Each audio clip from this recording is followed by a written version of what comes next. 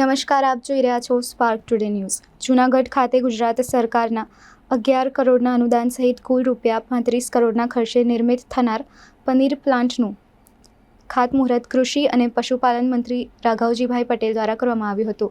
જમીન આરોગ્ય અને પર્યાવરણના રક્ષણ જાળવણી માટે પ્રાકૃતિક ખેતીની હિમાયત કરતા મંત્રી રાઘવજીભાઈ પટેલ કહી રહ્યા છે કે ખેડૂતોને પ્રાકૃતિક કૃષિ અપનાવવા માટે કર્યો હતો અનુરોધ।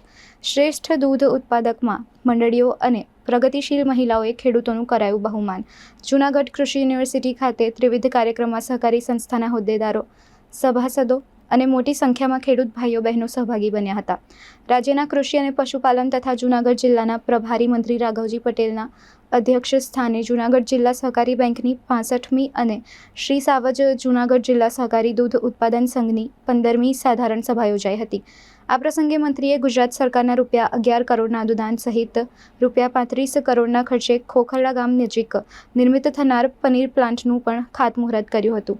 જૂનાગઢ કૃષિ યુનિવર્સિટી ખાતે આયોજિત આ વાર્ષિક સાધારણ સભાઓ પૂર્વે પ્રાકૃતિક કૃષિ શિબિર પણ યોજાઈ હતી। આ બેંક સાથે ત્રણ જિલ્લાના લગભગ 60,000 જેટલા ખેડૂતો આ બેંક સાથે સંલગ્ન છે। ₹35.18 કરોડનો ગ્રોસ નફો અને 14.86 કરોડનો ચોખ્ખો નફો ધરાવનારી આ બેંક એમાં તમામ વ્યવસ્થાઓ સોરઠના ખેડૂત ભાઈઓ બહેનોને મળી રહે એના માટેની ચિંતા અમે રાત દિવસ કરી રહ્યા છીએ। બેંક અને ડેરીનો વાર્ષિક હિસાબ આપની સૌની સમક્ષ રજૂ કર્યો। આ તકે કેટભાઈ અને દિનેશભાઈને અને આપ સૌને હૃદયપૂર્વક ખૂબ ખૂબ અભિનંદન આપું છું। હું કૃષિ, પશુપાલન, ગ્રામ વિકાસ, ગ્રામ ગૃહ નિર્માણ, મત્સ્ય ઉદ્યોગ સહિત ડેરી વિકાસ ખાતાનો પણ મંત્રી છું। એટલે મારા હાથની વાત હતી, મારો પ્રભારી જિલ્લો હતો અને ખરેખર સંસ્થાની કામગીરી જોઈ અને મને થયું કે આ સંસ્થાને મદદ કરવી જરૂરી છે।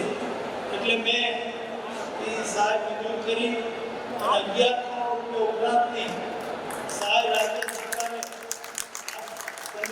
માટે આપી એનું ખાતમુહૂર્ત થયું અને આજે એનું લોકાર્પણ થયું।